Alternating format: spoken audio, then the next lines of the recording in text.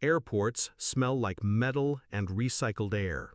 I had imagined this moment for years, walking out, uniform folded in my bag, freedom finally mine. Instead, my son stood there like a stranger, eyes hard, words sharper. "We don't need you at home. Stay away, loser."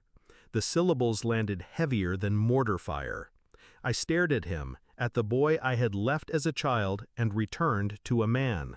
My son, my blood, yet every inch of him recoiled.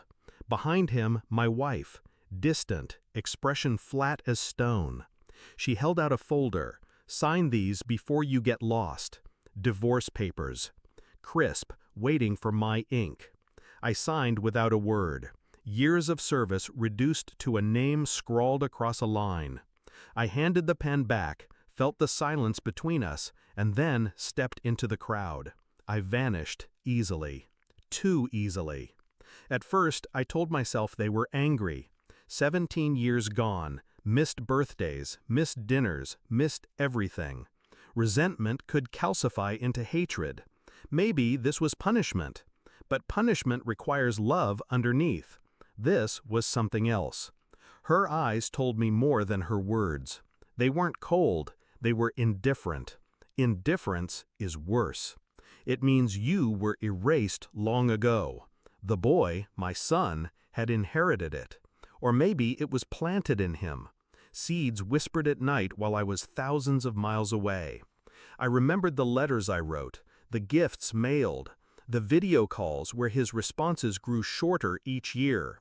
Had she intercepted them, filtered me out piece by piece until I was nothing more than a cautionary tale? The thought lodged deep, and beneath it, a darker one. Was he even mine? I didn't go to the house. I rented a small room near the base. Bare walls, a single bed, familiar in its emptiness. I began quietly. Old accounts, bank statements. She had changed more than addresses. She had hidden entire lives in plain sight. Purchases in cities she never told me she visited. Withdrawals matched against weekends I called and she said she was busy. The boy's birth certificate. I requested a copy. No father listed. I remembered signing one years ago. Where had it gone? I ordered a DNA test kit. Took strands of my own hair, mailed them off with a trembling hand I forced to stillness. I needed truth. Cold, undeniable truth. While I waited, I studied. Their photos online, smiling. Him taller than me now, eyes resembling hers more than mine. A man growing in the shadow of a lie. I walked past the house one night. Lights glowed in windows I once dreamed of returning to. Through the glass, laughter. A man's silhouette, not mine. I didn't knock. I memorized his face instead. Then I walked away, calm on the outside, every nerve inside me screaming. The envelope came on a Thursday, thin, clinical. Probability of paternity, 0.0%. The page was light, but it crushed everything I thought I knew. I carried it in my jacket and drove to the house. She opened the door, startled, almost guilty. The man was inside. I heard his voice. I said nothing. I placed the envelope on the table, the results visible, undeniable. She read, her face drained. The man appeared behind her, confused, then frightened. Her lips trembled. I can explain." I didn't move. I didn't blink. Silence stretched, heavy, deadly. I had no use for explanations. I wanted her to feel the weight of truth in the quiet. She collapsed into a chair, sobbing. The man backed away. My son came down the stairs, eyes wide, staring at me like he was seeing me for the first time. I didn't stay.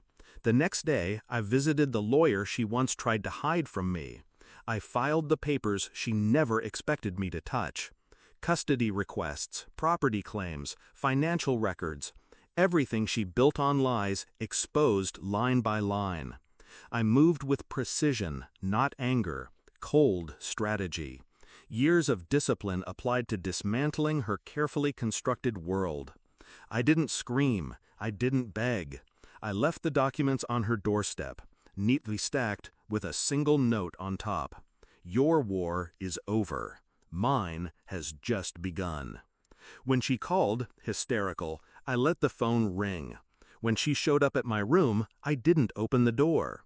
Control had shifted, and she knew it. Weeks passed. I watched her life unravel from a distance. Friends turning away, finances draining, the man leaving when the weight of truth grew too heavy. My son avoided me. That was fine. One day he would seek the truth himself. I could wait. I wasn't the broken one anymore. I was free. 17 years in uniform taught me patience, taught me control, and now they had taught me detachment. I had lost everything I thought I was returning to, but in the ashes, I had found clarity. They tried to erase me. Instead, I erased them.